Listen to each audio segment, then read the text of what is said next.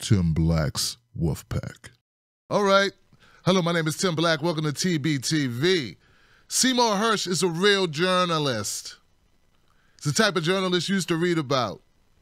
The type of journalist that would investigate a situation, investigate corruption, and would not stop until he reached his source, and would not stop until he exposed the corruption. He did this back in the Vietnam era when he exposed the My Lai massacre in Vietnam, where hundreds of people were slaughtered. He did this when he exposed the torture that was occurring at Abu Ghraib prison.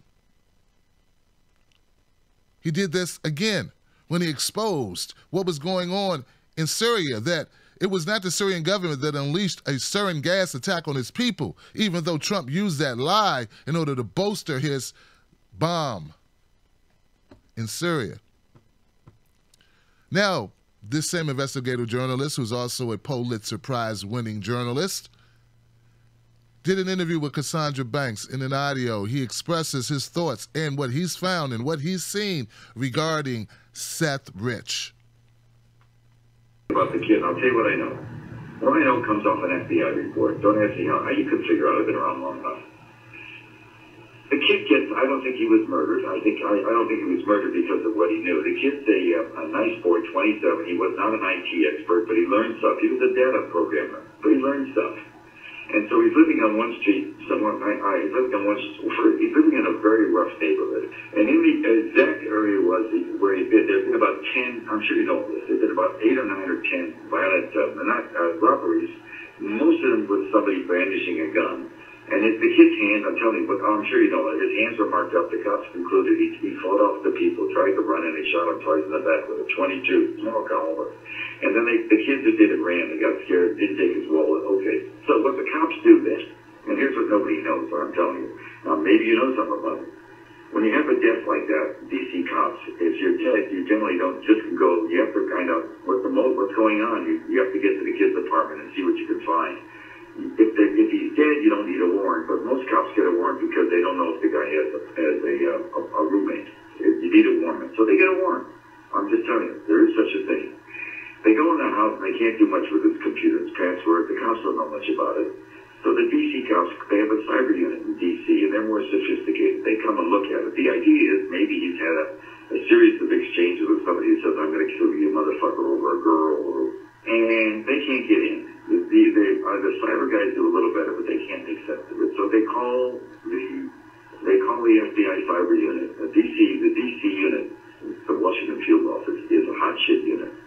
The guy running the Washington field office, he's like a 3-star at an army base. He's already looking for 4. You know what I mean? He's going to go with a top job. There's a cyber unit there that's excellent. What you get in a warrant, the public information you get in a warrant doesn't include, it does not include the affidavit underlying why you're going in, what the reasons are. That's almost never available. I can tell you that. The existence of a warrant is a public document 99% of the time. So, on the same warrant, they call in the Fed. The Feds get through, and here's what they find. This is according to the FBI report. What they find is he makes first of all, you have to know some basic facts. One of the basic facts is that there's no DNC or Podesta email that exists beyond May 21st, 22nd. It's the last email from either one of those groups. And so what the report says that sometime in late spring, we're talking about June, summer's in June 21st. Late spring would be after, I presume, I don't know. I just say it says late spring, early summer. He makes contact with Wikileaks. That's in his computer, and he makes contact. Now, I have to be careful because I met Julian in Europe. Julian 10, 12 years. I stay the fuck away from people like that. And he said, invited me, and when I'm in London, I always get a message, come see me at the Ecuadorian embassy. There's no fucking way I'm going there. I've got enough trouble without getting photographed by every fucking age. He's under total surveillance by everybody. But anyway, they found what he had done. He had submitted a series of documents, of emails, some juicy emails from the DNC. And, by the way, all this shit about the DNC, a hack, it wasn't hacked, but whatever happened, the Democrats themselves wrote this shit. You know what I mean? All I know is that he offered a sample, an extensive sample, you know, I'm sure dozens of emails, and said, I want money. That later, WikiLeaks did get the password. He had a Dropbox, a protected Dropbox, which isn't hard to do. I mean, you don't have to be a whiz at IT with it. You know, he was certainly, you know, he's not a dumb kid. They got access to the Dropbox. He also, and this is also in the FDA report, he also let people know with whom he was dealing. And I don't know how he dealt, I'll tell you about WikiLeaks in a second. I don't know how he dealt with the WikiLeaks and the mechanism, but he also, the word was passed according to the FDA report. I also shared this box with a couple of friends. So if anything happens to me, it's not going to solve your problem. Okay? I don't know what that means. I don't know what he was. Anyway, but WikiLeaks got access, and before he was killed, I can tell you right now, Brennan's an asshole. I've known all these people for years. Clapper's sort of a better guy, but now rocket scientist. The NSA guy's a fucking moron. And they, you know, the trouble with all those guys is that the only way they're going to make it to a board or two and get, you know, hired by SAIC to deliver some fat cat contracts is if Hillary stayed in. With Trump, they're gone. You know, they're done. They're going to live on their pension. They're not going to make it. And I got to tell you, guys in that job, they don't want to live on their pension. They want to be on boards like they're make $600,000 for going to 4 visits. I have somebody on the inside. You know, I've been around a long time and I read a lot of stuff. I have somebody inside who will go and read a file for me. This person is unbelievably accurate and careful. He's a very high-level guy. He'll do a favor. You're just going to have to trust me. I have what they call it in my business, long-form journalism. I have a narrative of how that whole fucking thing began. It's a Brennan operation. It was an American disinformation, and the fucking president, at one point when they even started telling the press, they were back briefing the press. The head of the NSA was going and telling the press, this fucking cocksucker Rogers was telling the press that we even know who in the GRU, the Russian military intelligence service, leaked it. I mean, all bullshit. They were telling these two. I worked at the New York Times for fucking years, and the trouble with the fucking New York Times is they have smart guys, but they're totally beholden on sources. If the president or the head of the CIA tells them something, they actually believe it. I was hired at the Times to write about it, to go after the war, the Vietnam War in '72, because they were just locked in. So that's what the Times is. These guys run the fucking Times.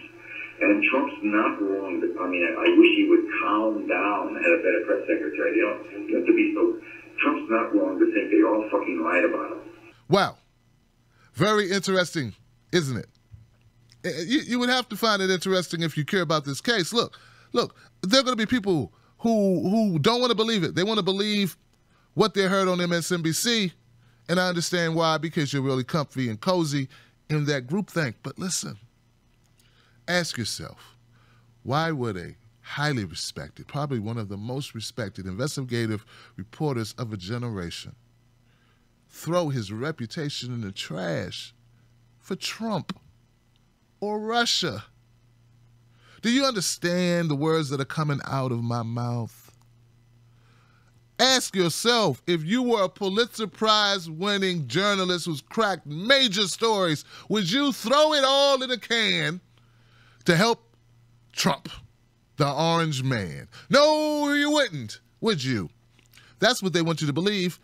And they don't even trust you to believe or not believe anything. They're just not going to tell you that there's a Seymour Hersh, Pulitzer Prize-winning, highly credible journalist, whose statements contradict their narratives. They don't want you to make up your own mind. They want to tell you what to believe. They're going to push out this Rod Wheeler lawsuit.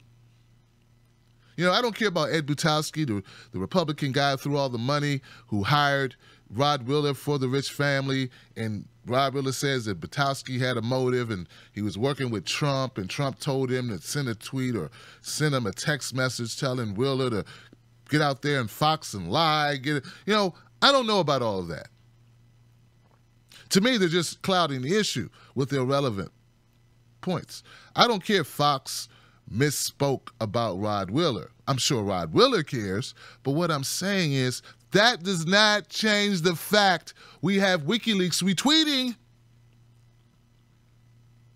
the audio of Seymour Hersh giving detailed explanation of why he feels that Seth Rich was the leaker.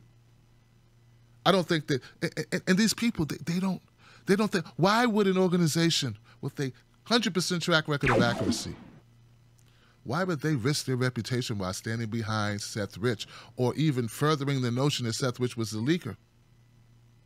Why would they do it? No one's asking why. Why? Because, I don't know, because obviously Tim Black, Julian Assange is hanging out with Trump every other weekend going to the golf course. That's impossible. He's in asylum in Ecuadorian's embassy.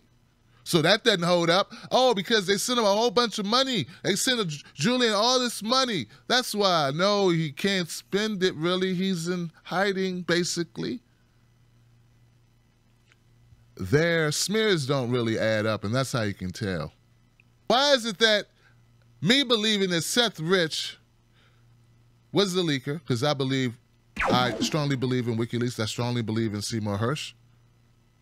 Why is it that that's a conspiracy theory? But it's not a conspiracy theory to throw out unproven allegations about Russia 24/7 for 8 months. See, it's only a conspiracy theory if they don't like it. Because Rachel Maddow, Joy Reid, Maxine Waters, Chris Matthews, Chris Hayes, all these guys love conspiracy theories. They can't get enough of them. That's all the conspiracy theory. The Michael Flynn stuff, the Jared Kushner stuff, that's all conspiracy. It's all what you think happened. I don't believe that Seymour Hersh would fabricate a story for fame. In fact, he doesn't want fame. He avoids cameras at all costs. And I don't believe that Julian Assange is getting rich off of this. I believe there's something to it. I believe you should open your eyes and consume more independent media while you can, because the powers that be want us gone so desperately because they don't want narratives that are true or counter to their BS to ever come into contention. Because when you lay down the facts against the allegations, against the bullshit narratives, the facts win. There's a reason why the DNC never turned over its computers and hard drives to the FBI for a thorough analysis. And there's a reason why corporate media is not talking about Seymour Hersh, and they would rather talk about Ed Butowski and Rod Wheeler. I'm Tim Black for TBTV. Subscribe to this channel.